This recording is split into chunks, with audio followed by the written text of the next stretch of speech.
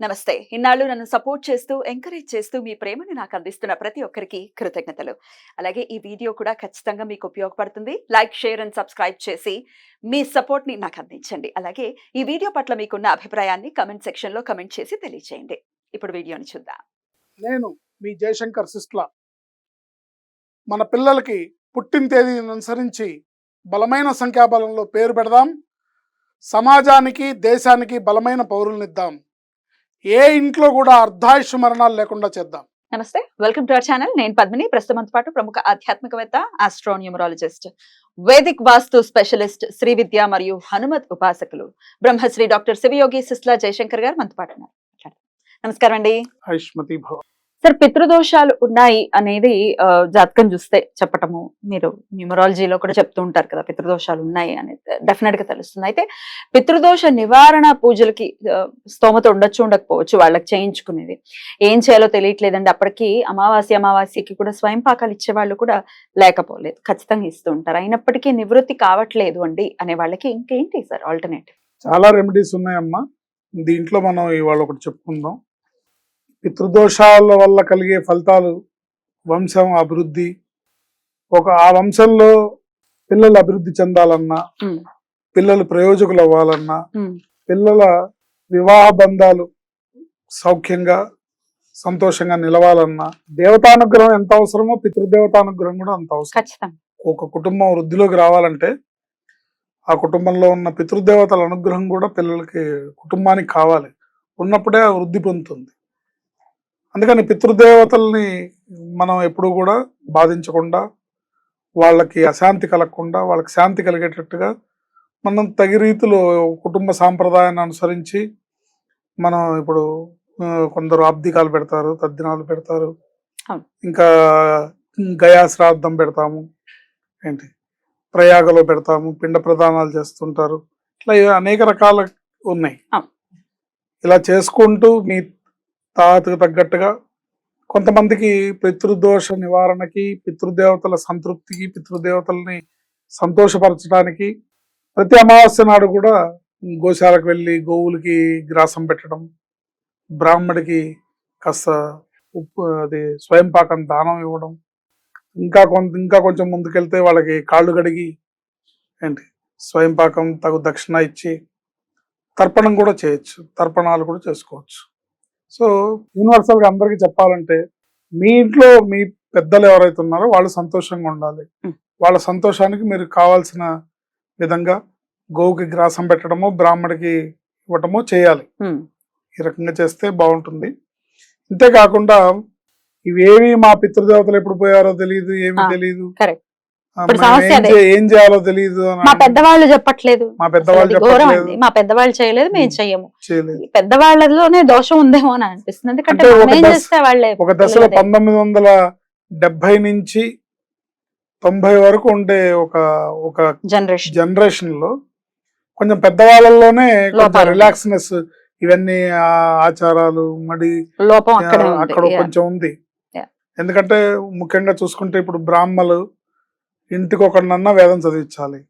So ఆ 70 నుంచి 90 మధ్యలో ఉండే పెద్దవాళ్ళు ఏం చేస్తాడు ఈ పూజలు, ఏం చదువుతాడు ఈ వేదం, ఏదో కొంచెం చదువుకుంటే ఉద్యోగం చేస్తాడు అనే ఇటువంటి దృష్టితో ఎక్కువగా ఉద్యోగం వైపు మొగ్గటంతో కొంచెం అలక్ష్యం అనేది ఏర్పడింది.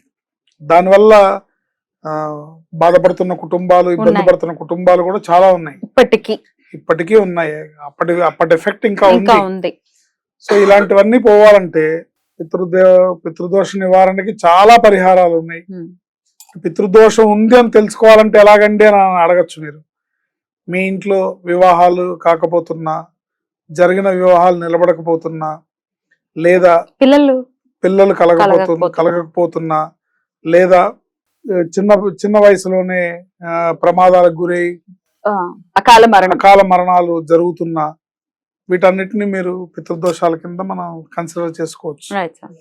అంటే ఏదో దోషం ఉంది కాబట్టి ఇలా జరుగుతుంది, వంశం వృద్ధి పొందాలి, వంశం నిలబడట్లేదు, వృద్ధి పొందాలి.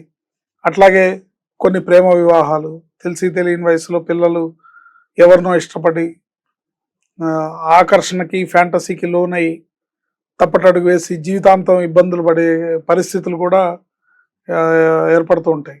ఇవన్నీ కూడా ఏవో ఉన్న దోషాల వల్ల ఏర్పడుతూ ఉంటాయి. అందుకని మనం ఏ దోషం ఉందో తెలియదు, ఏంటో తెలియదు, వాటి నివృత్తికి మనం ప్రయత్నం చేస్తూ ఉండాలి, దానికి దారి కనుక్కోవాలి. అనేక మంది అనేకం చెబుతుంటారండి అని ఇట్లాంటి మాటలు మాట్లాడకూడదు.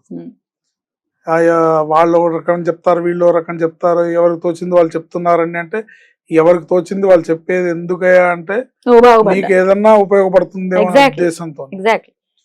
సో ఈ రోజు నేను చెప్పబోయే రెమెడీ చాలా సింపుల్ గా ఉంటుంది, కానీ కొంచెం వినడానికి హాస్యాస్పదంగా అనిపించినా చాలా బాగా పనిచేస్తుంది. ఆశ్లేష నక్షత్రం రోజు సూర్యోదయానికి ముందే ఒక దేవాలయ ప్రాంగణానికి వెళ్ళి, ఏ దేవాలయంలో మర్రి చెట్టు ఉందో మర్రి చెట్టు ఉన్న దేవాలయానికి వెళ్ళి ఒక 11 ఆకులు తీసుకొచ్చి ఇంట్లో పెట్టుకోవాలి. ఆశ్లేష నక్షత్రం రోజే, ఆశ్లేష నక్షత్రం అంటే సూర్యోదయానికి ఆశ్లేష నక్షత్రం ఉండాలి. ఆశ్లేష మధ్యాహ్నం వస్తుందంటే అంటే కాదు, సూర్యోదయానికి ఉండాలి. ఆ రోజు వెళ్ళి తెచ్చుకోవాలి. అంటే పొద్దున్నే వెళ్ళాలి. అంటే ఆకులు తెచ్చుకోమన్నారు కదా అని చెట్టు కొమ్మ నుంచి కోసేయకూడదు, సహజంగా రాలి పడతాయి. ఆ రాలి పడిన వాటిల్లో మళ్ళీ ఎవరు తొక్కని మనం చూసుకొని, అందుకే పొద్దున్నే వెళ్తే ఎవరు తొక్కకుండా అప్పటికి జనసంచారం మొదలవుదు కాబట్టి ఎవరు తొక్కని ఉంటాయి. ఒక 11 ఆకులు తెచ్చుకొని ఇంట్లో పెట్టుకొని మళ్ళీ ఆశ్లేష నక్షత్రం రోజు ఇవి ఏదన్నా జల నిమజ్జనం చేసేసి మళ్ళీ తెచ్చుకోవడం, పెట్టుకోవడం, ఇంట్లో పెట్టుకుంటే కాస్త పితృదోషాలు తొలగుతాయి, కొంత ఇంట్లో గ్రహశాంతి జరుగుతుంది. ముఖ్యంగా ఆ కుటుంబంలో అన్న వస్త్రాదులకి లోటు ఉండదు. ఆ కుటుంబంలో అన్న వస్త్రాదులకి లోటు లేకుండా జరుగుతుంది. ఇది చేయదగిన పనే, చేసే ఆసక్తి ఉన్న వాళ్ళు చేసుకోవచ్చు. లేని వాళ్ళు, స్తోమత ఉన్న వాళ్ళు ఇంకా పెద్ద పెద్ద కార్యక్రమాలు ఉంటాయి. ఆశ్లేష బలి అని ఉంటుంది, అట్లాగే నారాయణ బలి అని ఉంటుంది, అవి చేసుకోవచ్చు.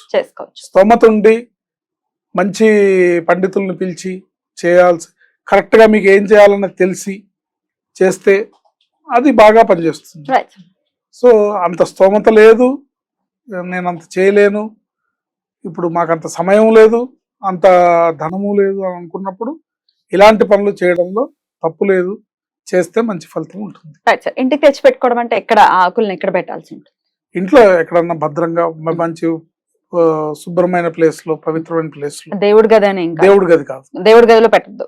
దేవుడి గది కాదు, ఇంట్లో ఏ హాల్లోనో, లివింగ్ ఎక్కడొక్కడ శుభ్రంగా, అంటే అక్కడ అంటూ సొంటూ తగలని ప్లేస్ లో ఎక్కడన్నా పైకి పెట్టేసినా కూడా బెటర్, పెట్టేస్తే ఆ కుటుంబంలో ఉన్న దోషాలు త్వరలో తీరి మీ కుటుంబం బాగుపడడానికి, పైకి రావడానికి ఒక మార్గం అనేది దొరుకుతుంది, కరెక్ట్ రూట్ అనేది దొరుకుతుంది.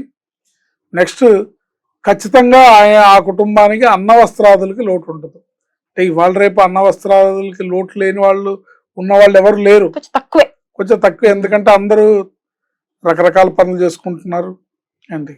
చదువుకున్న వాళ్ళు చదువుకున్నట్టుగా పని చేసుకుంటున్నారు, చదువుకోని వాళ్ళకు కూడా బైక్ రైడింగ్ వస్తే చాలు, ర్యాపిడో బైక్ నడుపుతున్నారు, జొమాటో, స్విగ్గీస్ అను పని చేసుకుని రూపాయి సంపాదించుకుంటున్నారు. మంచి మార్పే, మంచిదే. కానీ కుటుంబం అభివృద్ధి పొందాలంటే పితృదేవతల అనుగ్రహం కావాలి. Right sir. అయితే ఇది 27 రోజులకు ఒకసారి వస్తుంది కాబట్టి 27 రోజులకు ఒకసారి ఈ ప్రక్రియ చేయాలి. పారే నదిలో వేసేయమంటున్నారు ఆకుల్ని. ఒకవేళ నది లేదు, మాకు హైదరాబాద్ లో ఉన్నాం, నది లేదు, ఎక్కడన్నా చెరువులో వేసేయడం. రైట్. ఏదైనా బాక్స్ లో పెట్టుకుని పెట్టచ్చా సార్? పెట్టచ్చు, ఏదైనా ప్లాస్టిక్ బాక్స్. ఇట్లాంటి డౌట్స్ అన్ని వస్తూ ఉంటాయి, అందుకని అడుగుతున్నాను. ఎనీవేస్, చాలా చక్కటి తరుణోపాయం. ఎందుకంటే పితృదోషాలు ఎలా నివృత్తి చేయాలో తెలియట్లేదు, ఏం చేసినా అవ్వట్లేదు అనుకునే వాళ్ళు డెఫినెట్ గా ఇది ట్రై చేసి వాళ్ళకి కృతజ్ఞతాపూర్వకంగా ఉంటూనే ఇట్లాంటి రెమెడీస్ చేయాలి. అలాగే ఎప్పటికప్పుడు చెప్తూనే ఉంటాం, స్వయం పాకాలు ఇచ్చుకోండి అమావాస్యకి, ఒకవేళ తెలియదు అన్నప్పుడు. ఒకవేళ ఏమి చేయలేని వాళ్ళు ఇలాంటివి చేసుకోవచ్చు, కానీ వాళ్ళు కనుక కొంచెం స్తోమత ఉన్నా కూడా చేయాలి. గోశాలకు వెళ్ళి గోకి గ్రాసం తినిపించడం ఇంకా మంచి ఫలితాన్ని ఇస్తుంది. బ్రాహ్మడికి స్వయం పాకం ఇవ్వటము, ఇవన్నీ ఇప్పుడు రేట్లన్నీ పెరిగిపోయినాయి కదండి, ఇన్ని ఇవ్వగలం అని అనుకుంటే కష్టం. ఆశ్లేష నక్షత్రం రోజు ఇలా చేస్తే మంచిది, అమావాస్య రోజు చేస్తే మంచిది, పితృదేవత అనుగ్రహం లభిస్తుంది. బ్యూటిఫుల్ సార్, చాలా అద్భుతంగా మాకు తెలియజేశారు. Thank you so very much sir. నమస్తే. ఆయుష్మతి భవ.